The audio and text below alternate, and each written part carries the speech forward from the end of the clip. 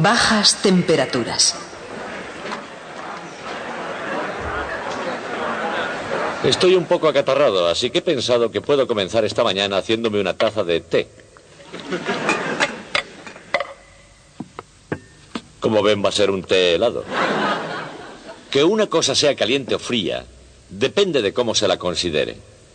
Y sin embargo, sabemos que es fácil calentar algo y realmente difícil enfriar cosas. Por ejemplo, conocemos el fuego desde que Prometeo desató el secreto mucho antes de los albores de la historia. Pero el refrigerador es poco más antiguo que nuestros abuelos. Nuestra tarea en la actualidad es encontrar la manera de enfriar las cosas. Y por cierto, ¿cómo de frío es el frío? El contenido de esto se encuentra a una temperatura tan baja que incluso el propio aire se licúa. Eso es frío de verdad. Hoy descubriremos la forma de conseguirlo. Estas máquinas extraordinarias hacen maravillas con el más común de los gases de la atmósfera, el aire. Es la materia prima de esta planta, el aire urbano de un moderno entorno industrial. Estas máquinas comprimen ese aire y consecuentemente también lo calientan.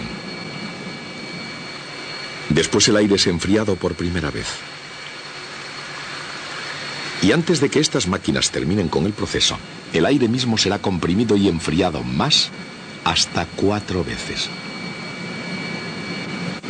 Por último, dentro de esta columna, el aire, ordinariamente una mezcla incolora e inodora de nitrógeno y oxígeno en su mayor parte, será transformado. Y finalmente, el aire será líquido. El aire pasa por una serie de filtros y en el proceso, antes de hacerse líquido, se ha bajado muchísimo su temperatura. Y cuando sale líquido, puede estar lleno de sorpresas. El oxígeno líquido parece refrescante, pero nadie estará lo suficientemente loco como para bañarse en él. Su temperatura es de 186 grados centígrados bajo cero. En el proceso de licuar el aire, las apariencias pueden engañar. Por ejemplo, a presión y temperatura normales el agua es un líquido y el aire es un gas invisible. Pero a las temperaturas que se manejan aquí, el aire es líquido. Su vapor se puede ver fácilmente. El agua se convierte en sólido bajo el sol de mediodía. En las fábricas, lo mismo que en la naturaleza, las maravillas del nitrógeno y del oxígeno nunca pueden dejar de asombrarnos. Eso es porque cualquier sustancia en el mundo, incluso el aire, puede ser sólido, líquido o gas. Dependiendo de dos variables, presión y temperatura, la materia forma sólidos, líquidos o gases. Esos son los estados de la materia.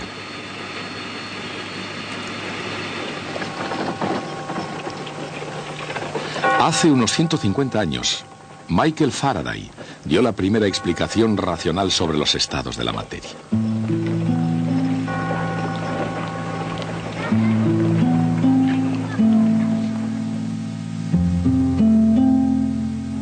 Nacido en la pobreza más que en el bienestar, el joven Faraday entró a pesar de todo en el mundo de la ciencia. Y finalmente, una vez que estuvo bien asentado en la British Royal Institution, llegó a alturas nunca alcanzadas desde Sir Isaac Newton. Pronto descubrió que experimentar con los estados de la materia podía ser un asunto peligroso.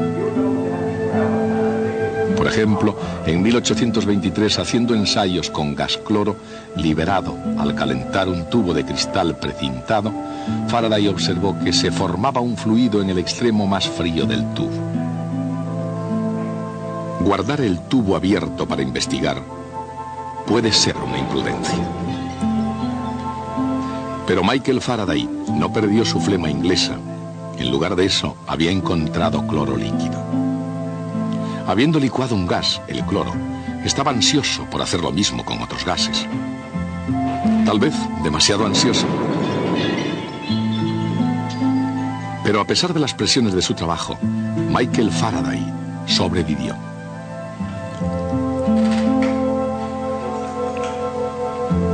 Y los documentos que nos ha dejado prueba que fue el primero en darse cuenta de que la misma materia puede existir en cada uno de los estados fundamentales: gas, líquido y sólido.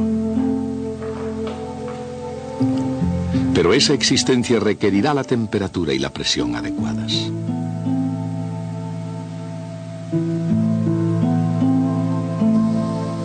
A baja temperatura, la materia es normalmente sólida, un estado en el cual las moléculas forman un retículo geométrico rígido, aunque muy de cerca se verían en continuo movimiento. A temperaturas más altas, los sólidos se funden y se vuelven líquidos. Ahora las moléculas están mucho menos ordenadas y se mueven fácilmente intercambiando sus posiciones. Si se eleva más la temperatura, los líquidos se evaporan y se convierten en gases. Un estado en el cual las moléculas no se adhieren unas a otras, sino que por el contrario rebotan al chocar unas con otras. Las temperaturas a las que ocurren esos cambios de estado dependen para cada sustancia de la presión. Y a más bajas presiones, esos cambios pueden tener lugar a temperaturas menores. Dependiendo de la presión y de la temperatura, cada sustancia es o un sólido, o un líquido, o un gas. Pero solo hasta cierto punto, el punto crítico. Por encima de ese punto crítico de presión y de temperatura, el líquido y el gas ya no existen como estados separados de la materia. El punto crítico, que es diferente para cada sustancia, fue descubierto por un físico parisino, Charles Cagnard-Latour.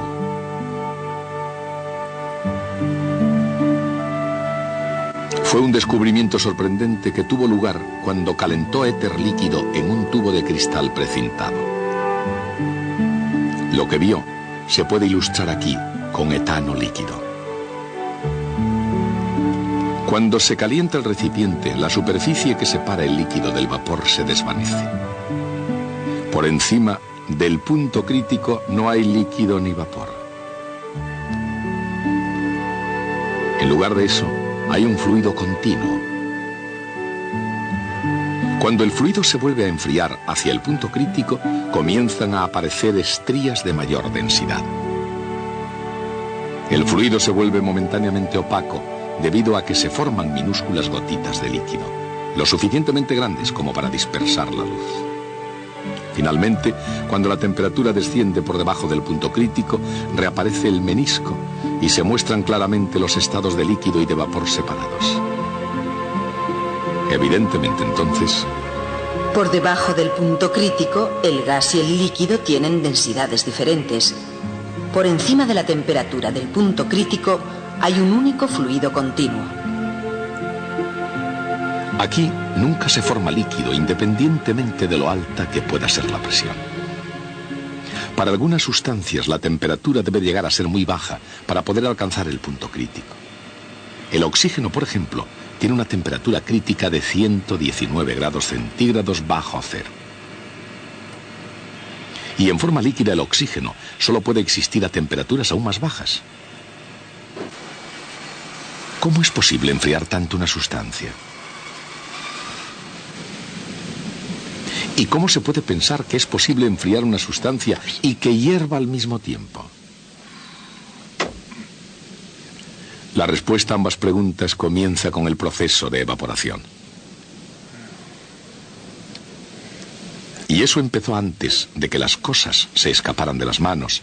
De hecho, incluso antes de que la máquina estuviera en marcha.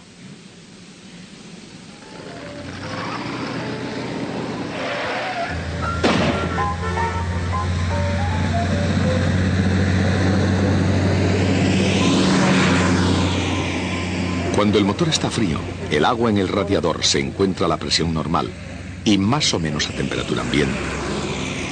Todavía es un líquido.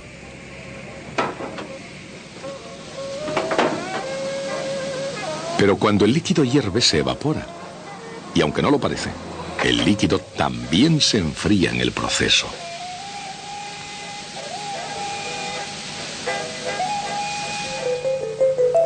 Frías, tranquilas y más o menos agrupadas, las moléculas dan vueltas lentamente.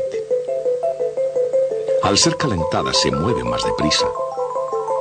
Cuanto más alta sea la temperatura, mayor es su velocidad. Cuando aumenta la temperatura, las moléculas más rápidas consiguen escapar por sus propios medios, dejando atrás a las más lentas y más frías. Al mismo tiempo, en su lucha por escapar de ellas, las moléculas más rápidas pierden velocidad y se enfrían al evaporarse. Tanto el vapor como el líquido que queda se enfrían por el proceso de evaporación.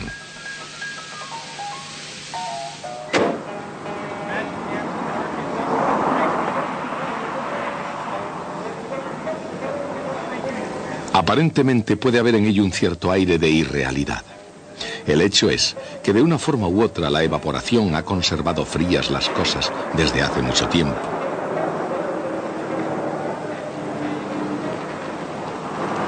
Por ejemplo, consideremos a Leonardo da Vinci, un genio en cualquier tema que tuviera algo que ver con el aire.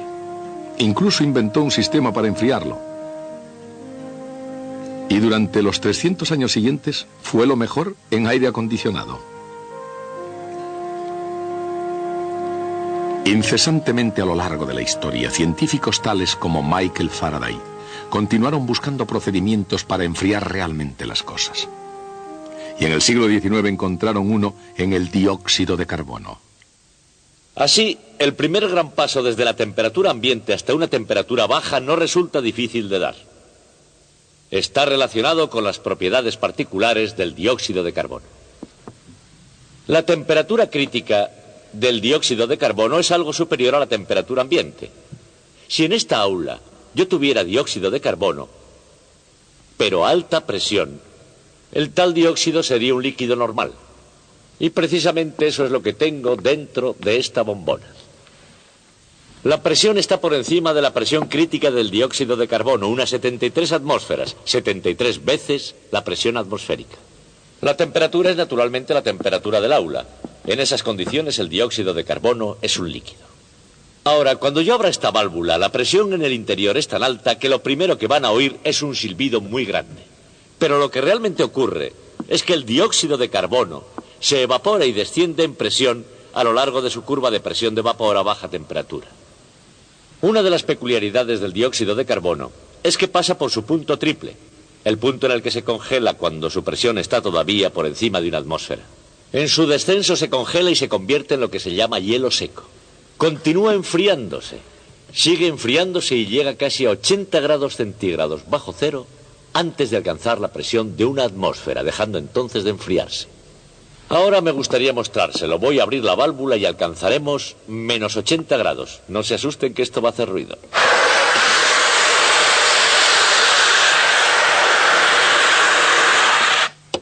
Vamos a cortar esto para ver qué hemos conseguido.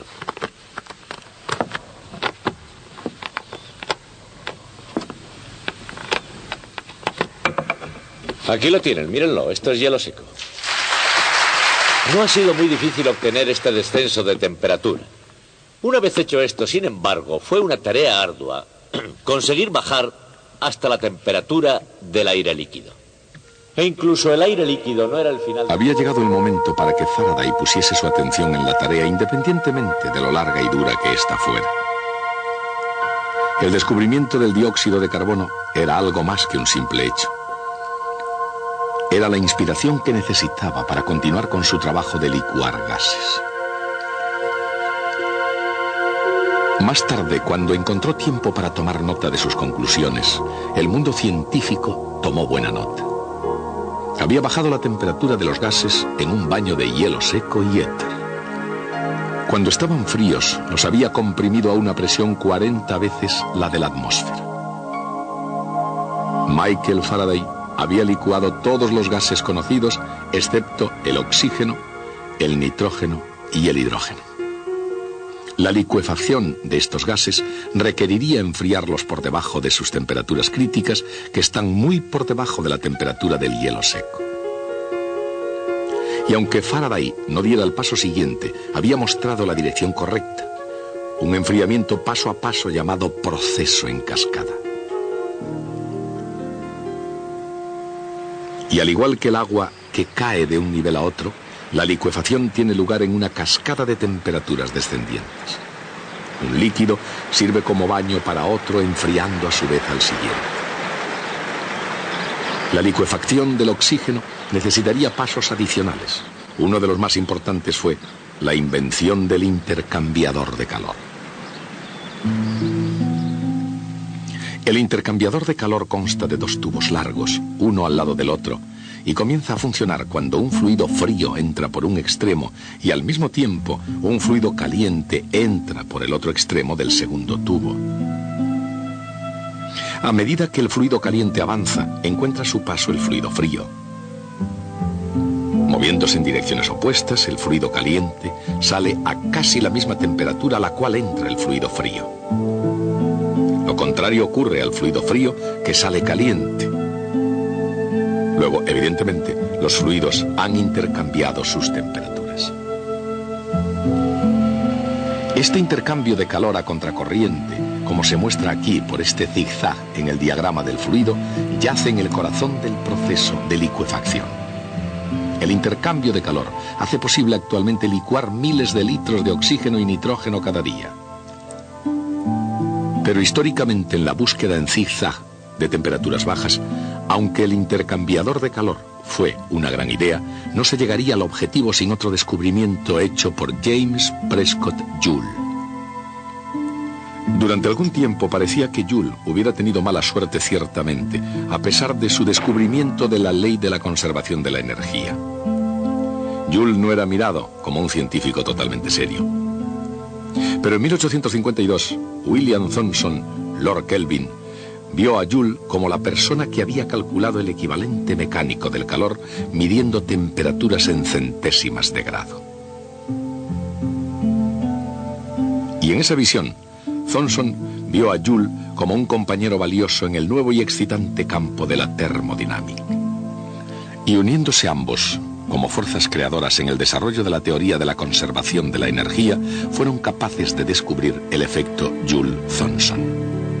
Cuando un gas comprimido se calienta por encima de su temperatura crítica, las moléculas todavía se atraen unas a otras, pero esa atracción no es lo suficientemente fuerte como para licuar el gas. Sin embargo, aun cuando no exista líquido, cuando el gas se expande a través de un agujero o de una boquilla, siguen siendo aplicables los principios de la evaporación. Las moléculas que escapan disminuyen su velocidad y se enfrían en el proceso. En la actualidad, lo que Joule y Thomson descubrieron es básicamente el paso final en el enfriamiento y condensación de un gas comprimido. En su momento, se necesitaría de otro europeo emprendedor para convertir la licuefacción de los gases en un asunto práctico. Era un ingenioso alemán muy práctico llamado Carl von Linde. Su proceso, que utilizaba solamente aire, constituyó la plataforma para el futuro.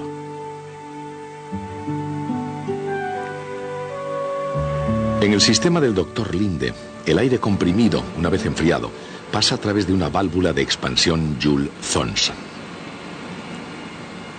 El gas que no se ha licuado vuelve al compresor a través de un intercambiador de calor, en el que el gas comprimido entrante es enfriado por el gas frío saliente hasta una temperatura más baja. Y el resultado neto es aire líquido. Desde el punto de vista científico, ni siquiera el aire líquido es el final de la historia. Cuando se consiguió por primera vez aire líquido, es decir, nitrógeno líquido y oxígeno líquido, se vio que quedaba un gas cuya temperatura de licuefacción era la más baja de todas. Ese gas era el hidrógeno. También se vio que aquel que consiguiera licuar el hidrógeno habría conseguido un gran triunfo científico. Una vez más, la carrera había comenzado.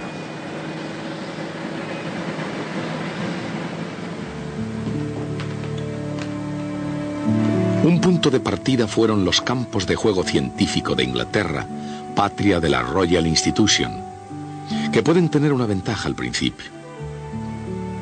Después de todo, esos fríos salones británicos fueron la escena intelectual de Faraday, Crookes y Dave. Sir James Dewar ganó su título aquí. Aquí también merodeaba el fantasma extremadamente competitivo de Isaac Newton.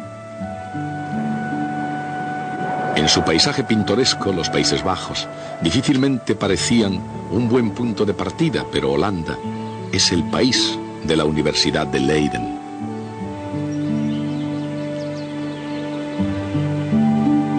Y esos muros no solamente reflejaban ya los ecos de las leyendas científicas de Muschenbroek, Van Marum y Boerhaave. Este muro, tal vez el registro de los invitados más notables en la historia de la ciencia, reflejaría los logros científicos de nivel mundial durante las décadas venideras.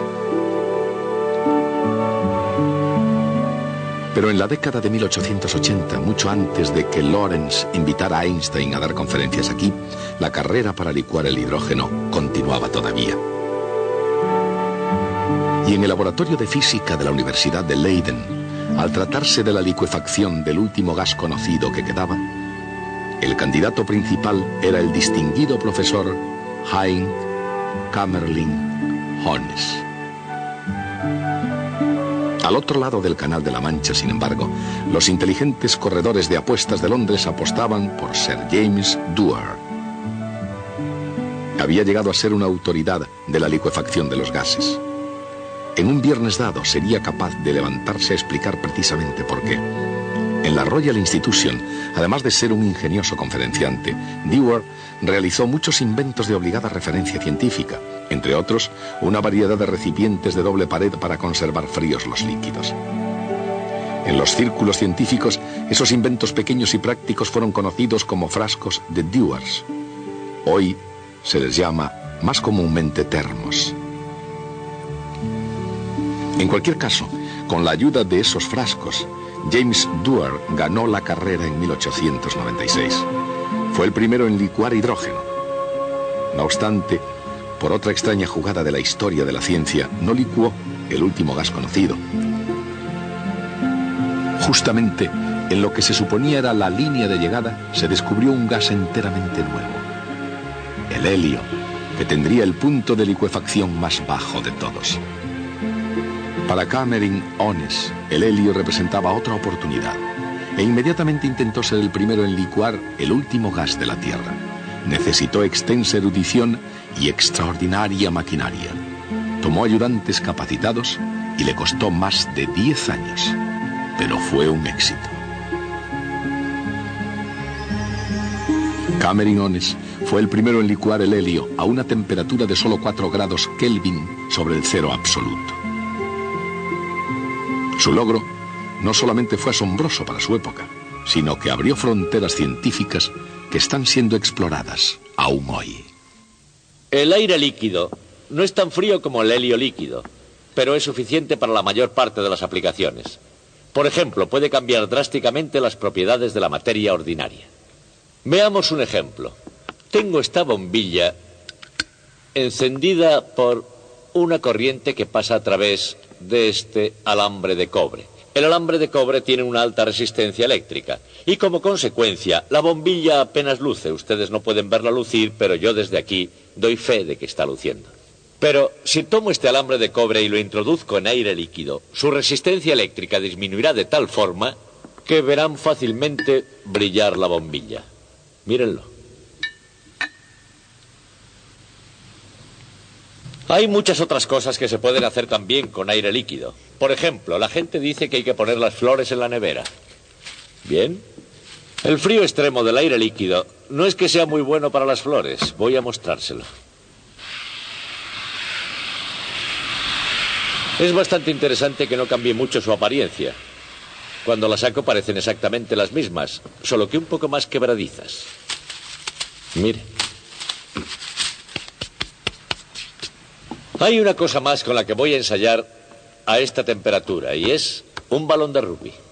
Hay gente que juega al rugby en climas increíblemente fríos, como el de Green Bay en Wisconsin, donde llegan a alcanzar los 40 bajo cero. Y eso me preocupa con frecuencia. No me preocupan tanto los jugadores. Después de todo, ellos cobran mucho por jugar a eso. Tampoco los aficionados, porque cualquiera que vaya a un partido en un día así se tiene merecido lo que le ocurra. Ni siquiera me preocupan los comentaristas, porque ellos están probablemente en el interior de una cabina detrás de una plancha de cristal totalmente a salvo. Lo que me preocupa de verdad es el propio balón. Porque tengo la impresión de que a estas temperaturas el frío puede causar un efecto absolutamente destructivo sobre el balón. Y claro, es una estafa jugar con balones de madera.